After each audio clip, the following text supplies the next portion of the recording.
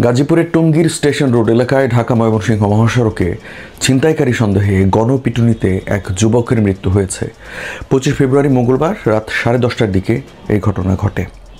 Police মরদেহ উদ্ধার করে ময়নাতদন্তের জন্য গাজীপুর শহীদ তাজউদ্দিন আহমেদ মেডিকেল কলেজ হাসপাতালের মর্গে পাঠিয়েছে।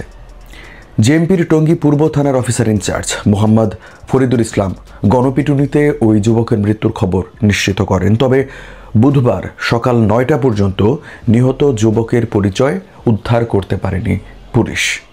স্থানীয়রা জানায়, গাজীপুর মহানগরীর টঙ্গী এলাকায় সাম্প্রতিক সময়ে ছিনতাইকারীদের দৌরাত্ম্য বৃদ্ধি পেয়েছে। প্রায় সড়ক মহাসড়কে চলাচলের সময় পথচারীরা ছিনতাইকারীর কবলে পড়েন। এ কারণে লোকজন একা চলাচল না করে কয়েকজন মিলে চলাচল করেন।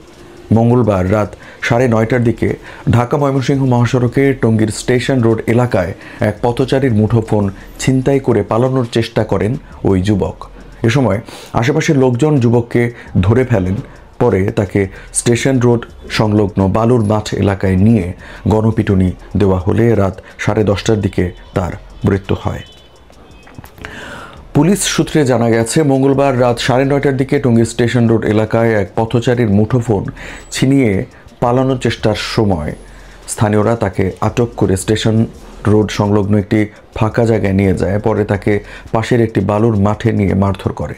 খবর পেয়ে টঙ্গী পূর্ব থানার পুলিশ রাত 10:30টার দিকে যুবককে উদ্ধার করে টঙ্গী শহীদ আহসানুল্লাহ মাস্টার জেনারেল হাসপাতালে নিয়ে গেলে কর্তব্যরত চিকিৎসক তাকে মৃত ঘোষণা করেন।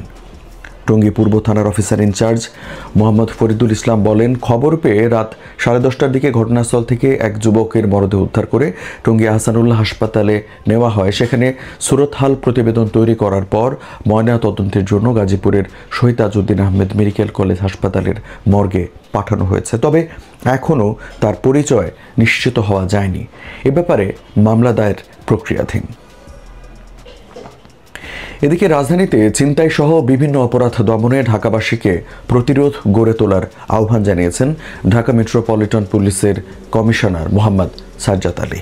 পাশাপাশি আইন নিজের হাতে তুলে না নেওয়ারও পরামর্শ দিয়েছেন তিনি।